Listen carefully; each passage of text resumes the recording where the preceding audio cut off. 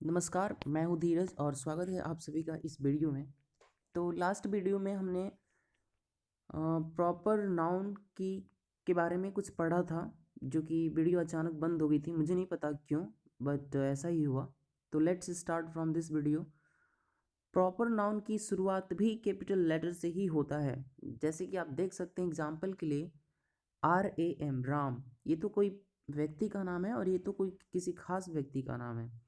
और किसी खास व्यक्ति के नाम भी कैपिटल लेटर से ही स्टार्ट होते हैं, जैसे Delhi, Yamuna and etcetera. I is always in capital letter. I हमेशा ही कैपिटल लेटर में होता है। ओके, जैसा कि दे रखा है इक्रोनिम्स और इन कैपिटल लेटर्स, तो इक्रोनिम्स भी कैपिटल लेटर्स में ही हमेशा होते हैं। जैसे कि PM, ये एक शॉर्ट है ना, एक एब्रिविएशन है ना, तो एब्रिविएशन भी कैपिटल लेटर से ही स्टार्ट होते हैं। जैसे MLA, MA, BA, MBBS, okay, MBA, इस तरीके से BCom एंड इस तरीके के जितने भी एक्रोनिम्स होंगे या एब्रिविएशंस होते हैं फ्रेंड्स, वो हमेशा ही कैपिटल लेटर से ही स्टार्ट होता है। अनदर बता रहा है, the first word of the sentence with double inverted commas start with the capital letters.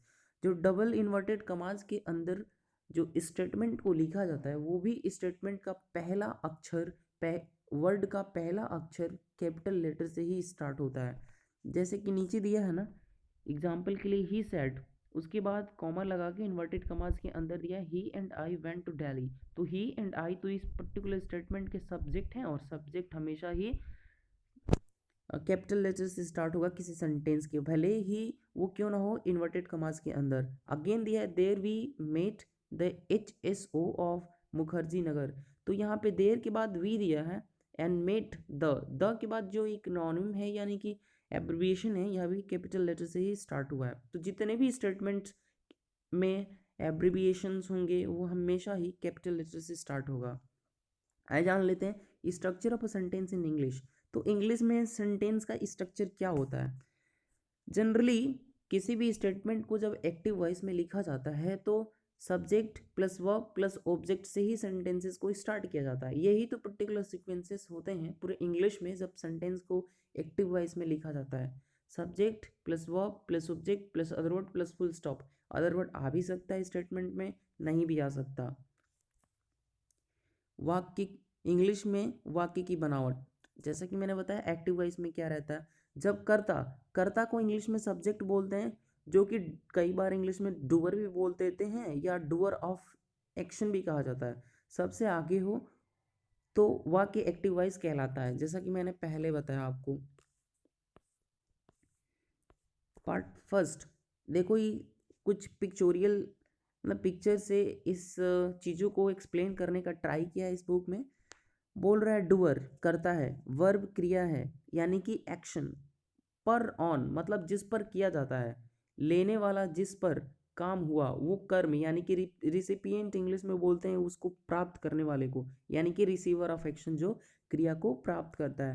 आप देख लो यहाँ पे डूअर लिखा है नीचे, 1 2 3 4 5 में ये सारे सब्जेक्ट्स होते हैं और इधर play read tell love told ये वर्ब है, और उसके बाद यहाँ पे जो रिसिपिएंट है ना, football, books, stories, him, the truth, ये सारे ऑब्जेक्ट्स हैं। यानी कि boys play football, student read books, girls tell stories, I love him, they told the truth, ये सारे ही स्टेटमेंट दिए गए हैं आपको समझाने के लिए कि इसमें कौन सब्जेक्ट है, कौन वर्ब है और कौन ऑब्जेक्ट है। आई होप कि आप बेटर तरीके से समझ पाए होंगे। अगर नहीं तो कमेंट करिए, I will again explain all the things.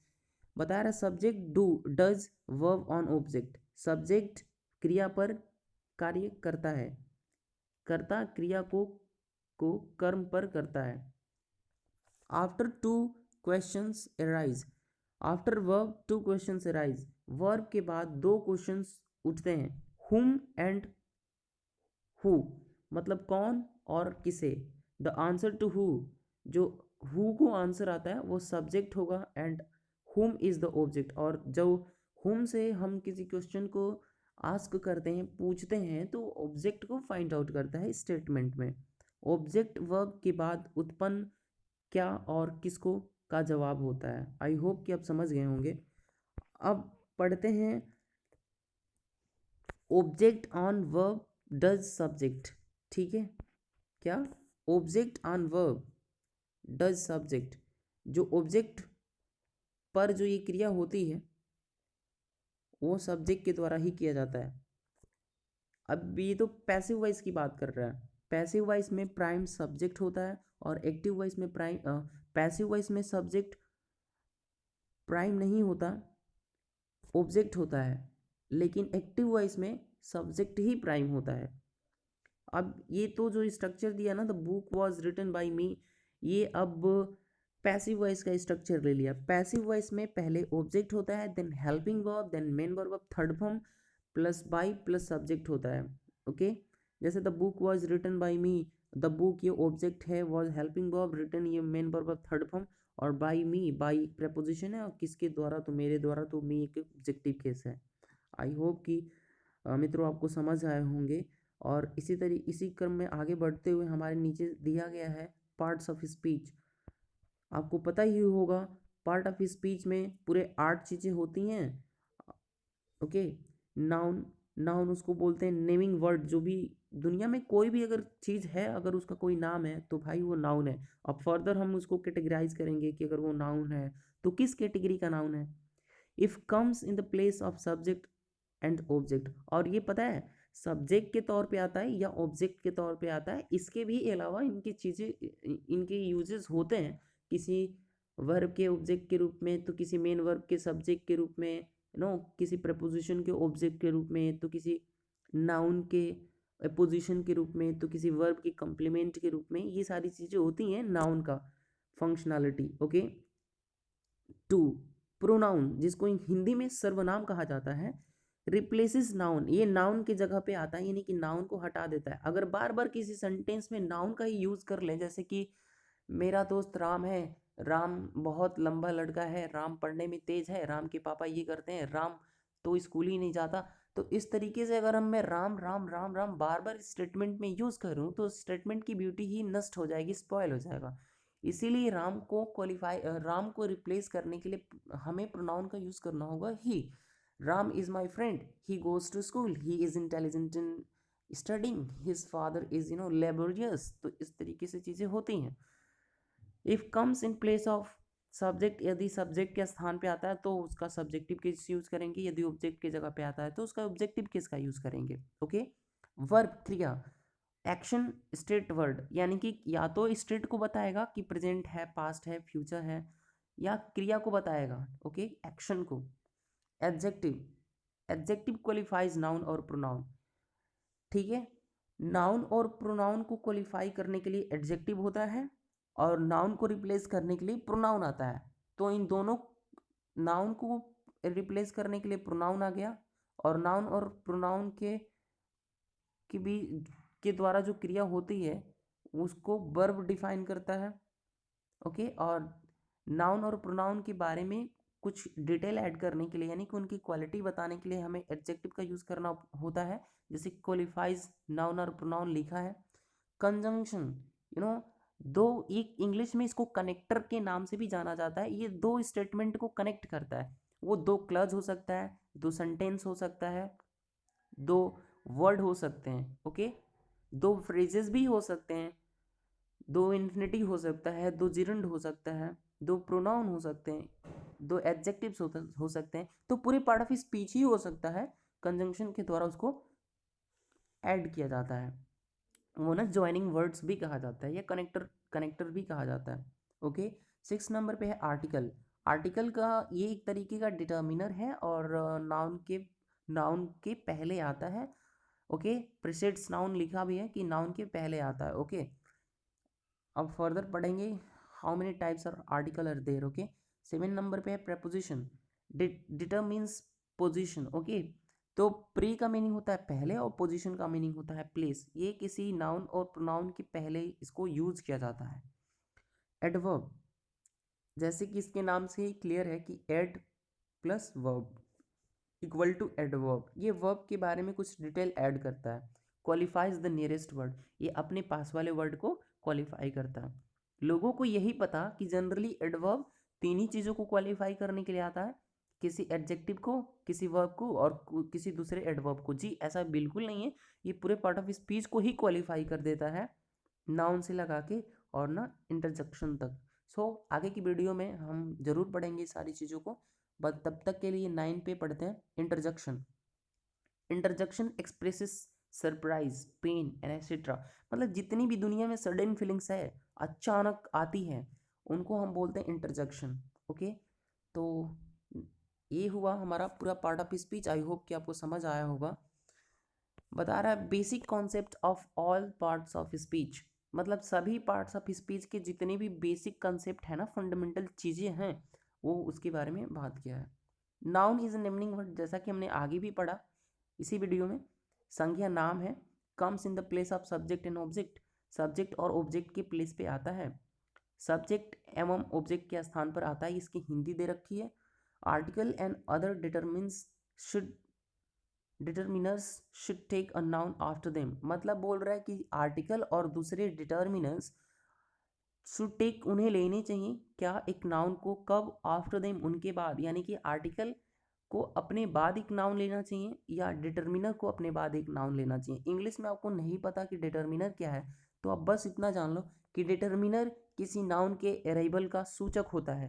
Determiner शब्द का जहाँ भी प्रयोग किया जाएगा, इसके तुरंत बाद नाउन आएगी। अगर नाउन नहीं आ रहा यानी कि वो डिटर्मिनर नहीं है। Okay, no one, no one, many etcetera के बाद नाउन का होना अनिवार्य है। हम नाउन का होना अनिवार्य है, जैसे कि one boy, no one, no boy, many students. अगर इनके बाद कोई नाउन नहीं आ रहा तो वो ना प्रोनाउन का यूज, प्रोनाउन का रूप प्ले कर ना फंक्शन प्ले करने लगते हैं। ओके, एग्जाम्पल के लिए दिया है Ram is a good boy, तो राम यहाँ पे नाउन है और सब्जेक्ट का रोल प्ले कर रहा है। टू टीचर्स टीच स्टूडेंट्स, तो टीचर यहाँ पे नाउन है, टीच क्रिया है और स्टूडेंट्स वर्ब है, सॉरी ऑब्जेक्ट है। 3 reading is a good habit, reading एक अच्छी आदत है, तो रीडिंग यहाँ पे एक जिरंड है और एक नाउन का रोल प्ले कर रहा है, एक सब्जेक्ट का रोल प्ले कर रहा है यहाँ पे। We prohibit smoking, we prohibit smoking, smoking एक जिरंड है बट यहाँ पे इस प्रोहैबिट वर्ब का ऑब्जेक्ट के रूप में आया है। 5 to err is human and to forgive is divine, गलती करना ईश्वर, गलती करना इस इंसानी फितरत है और माफ़ करना ईश्वर तुल्य। ओके, इसका अर्थ होता है, एक इडियम है। टू एर, ये एक इन्फिनिटी है। ओके, एंड टू फॉरगिव, ये भी एक इन्फिनिटी है और इज का ये टू एरर एक सब्जेक्ट है। ओके, टू फॉरगिव डिवाइन नहीं, टू फॉरगिव इज डिवाइन, यहाँ पे इज मैम ने छोड़ रखा है। ओके, या एरर इन प्रिंटिंग हो सकती है। 6 आई डिड माई बेस्ट, अब यहाँ पे माई बेस्ट क्या है, एक नाउन का रोल प्ले कर रहा है। क्यों कर रहा है, क्योंकि भाई इसके पहले माई है और माई तो एक पॉजिटिव एडजेक्टिव है, पॉजिटिव एडजेक्टिव हमेशा अपने बाद नाउन लेता है। Okay, I went for a walk, मैं एक वॉक के लिए गया। देखो यहाँ पे वॉक एक होता तो है वर्ब, लेकिन इसके पहले ये आर्टिकल की यूज़ कर देने से ये नाउन बन गया। I am fond of music, मैं म्यूजिक का फंड हूँ, मतलब मुझे म्यूजिक का शौकीन हूँ। ऑफ एक प्रेपोजिशन है और प्रेपोजिशन के ऑब्जेक्ट के रूप में इस म्यूजिक का यूज़ किया गया है। आई होप कि आप समझ पाए होंगे कि ये भी नाउन ही है। ओके, अब पढ़ते हैं प्रोनाउन। प्रोनाउन का यूज़ कब करेंगे भाई, प्रोनाउन का तो यूज़ करेंगे किसी नाउन के नाउन को रिप्लेस करने के लिए, संज्ञा के स्थान पर आता है। ओके, तो सबसे पहले क्या होता है, किसी सेंटेंस में subject plus verb plus object, मैंने पहले भी बता रखा है। सब्जेक्ट प्रिसीडेड बाय वर्ब और फॉलोड बाय ऑब्जेक्ट, यानी कि वर्ब के द्वारा, वर्ब के पहले आती है और वर्ब अपने बाद ऑब्जेक्ट को फॉलो करता है। ओके, अब देखो क्या होगा, singular subject he she it होता है। Okay, singular subject he she it होता है और ही लड़का के लिए और उसका ऑब्जेक्टिव केस हिम, शी लड़की के लिए उसका ऑब्जेक्टिव केस हर, और इट निर्जीव वस्तुओं के लिए आता है क्योंकि नॉन लिविंग थिंग होता है। नॉन लिविंग थिंग के साथ साथ भाई ये न्यूटर जेंडर है। ओके, और जानवरों के लिए भी आ जाता है और इसका ऑब्जेक्टिव केस इट ही होगा। ओके, अब बात करते हैं आई। आई का मीनिंग होता है मैं और इसका ऑब्जेक्टिव केस होता है मी। ओके, अगर हम प्लूरल सब्जेक्ट की बात करें तो प्लूरल सब्जेक्ट में वी और दे होता है। जैसे कि हम लोग, वी का मीनिंग होता है जिसका ऑब्जेक्टिव केस अस होगा। दे का अर्थ होता है वे। ओके, और वे एक कॉमन जेंडर है, इसीलिए उसमें एक लड़की भी आ सकती है, उसमें लड़का भी आ सकता है, उसमें मैस्कुलिन जेंडर भी हो सकता है, फेमिनाइन जेंडर भी हो सकता है और न्यूट्रल जेंडर भी हो सकता है। और उनका ऑब्जेक्टिव केस होता है देम। ओके, अगर हम यू की बात करें, ये सेकेंड पर्सन है, प्रोनाउन का सेकेंड पर्सन है और ये सिंगुलर और प्लूरल दोनों होता है। आप और आप लोग, अगर मैं एक आदमी एक इंसान की बात करूं तो आप, और ये कॉमन जेंडर है तो मेल मैस्कुलिन भी हो सकता है, फेमिनाइन भी हो सकता है। आई होप कि आपको समझ आया होगा, इसका ऑब्जेक्टिव केस यू ही होगा। ओके, जैसे he is a good boy, एक लड़का है ना तो उसके लिए ही यूज़ करेंगे, हालांकि वो सिंगुलर है इसलिए सिंगुलर वर्ब इज का ही यूज़ करेंगे। Okay, it is a useful book, book तो एक न्यूट्रल जेंडर है ना तो इसके लिए इट का यूज़ करेंगे। अगर बुक्स होता तो दे का यूज़ कर लेते प्लूरल फॉर्म में। Okay, before giving the medicine to child, अब चाइल्ड भी एक लिविंग थिंग है लेकिन इसके लिए प्रोनाउन इट का ही यूज़ करेंगे। Before giving the medicine to the child, child को मेडिसिन देने से पहले सेक इट प्रॉपरली, मतलब जो जिस बर्तन में, जिस पॉट में हम इसको मेडिसिन को दे रहे हैं उसको अच्छे से हिला लो ताकि वो सारे मिक्स हो जाए अच्छे से। तो वो बोल रहा है सेक व्हाट, वो वर्ब है, वो इम्पेरेटिव सेंटेंस को शो कर रहा है। आगे पढ़ेंगे इम्पेरेटिव सेंटेंस होता क्या है। फो, आई बॉट सम बुक्स, मैं कुछ किताबें खरीदा। दे वर यूजफुल, मैं कुछ किताबें खरीदा और वो यूजफुल थे। क्या कौन यूजफुल थे? उन सम बुक्स की बात कर रहा, तो बुक अगर होता तो इट का यूज़ कर लेते और क्रिया भी इज आती, लेकिन है तो प्लुरल ना, एक से ज़्यादा, इसलिए वहाँ पे दे आएगा। ओके, आई होप कि आपको बहुत अच्छे से क्लियर होगा ये सारी चीज़ें। अब हमें पढ़ना है वर्ब से, और नेक्स्ट वीडियो में हम स्टार्ट करेंगे वर्ब से। Okay, so thank you for this session. और हाँ, प्लीज़ इस वीडियो को ज़्यादा से ज़्यादा लाइक करें, शेयर करें और इस चैनल को सब्सक्राइब करें अगर अच्छा लगे, so that I may continue my journey further.